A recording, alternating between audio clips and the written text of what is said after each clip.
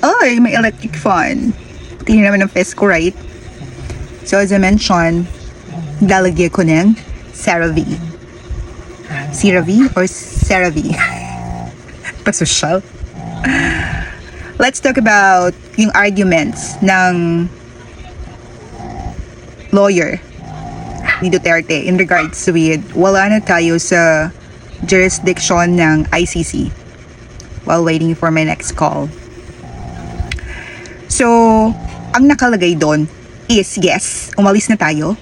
But the thing is, nung ipinasok kasi ni Senator Trillanes or ex-Senator Trillanes yung mga evidence or yung investigation, basta before mag-start yung investigation or nag-start na yung investigation, saka tayo umalis. So, ang nakalagay dun sa kanila is hindi pwede na hindi pagpatuloy or hindi arestuhin si ex-President Duterte kasi kasama pa tayo nung nangyari yung mga EJK. I think hindi pa ako nagpapalit ng name ko at the time. Black Tomato pa ako na i-content ko na to kasi medyo nagkakagulo na, and DDS and yung party ng Duterte and everything is they are questioning that, right? Na wala na tayo sa jurisdiction dahil kumalas na tayo. Kaso napag-isip-isip nila na kailangan nilang ipagpatuloy yung investigasyon, kaya sila nagpadala dito. Why?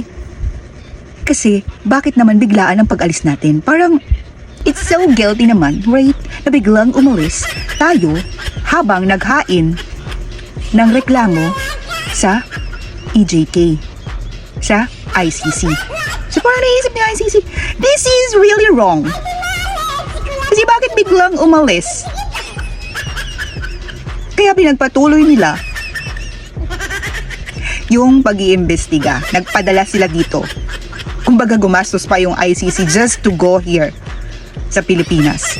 Eh napatunayan nila na may mga ganun.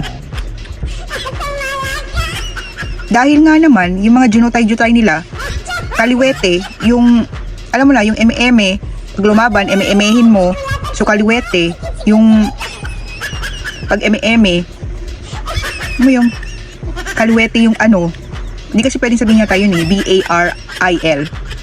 And then, kanan naman pala siya sumusulat. So, paano yun? Kaliwete siya ganun, yung biktima? Diba? Kumbaga, planted yung pagjutay-jutay nila. So, isa yon. And then, parang kasing halatang guilty eh. Kung kailan may nag-iimbestiga, saka umalis yung Pilipinas sa ICC. Diba? So, doble-doble ngayon ang pasanin. So, I think di na kailangan si Kaufman dun. So, hintayin na lang natin yung mga susunod na kukunin pa ni ICC.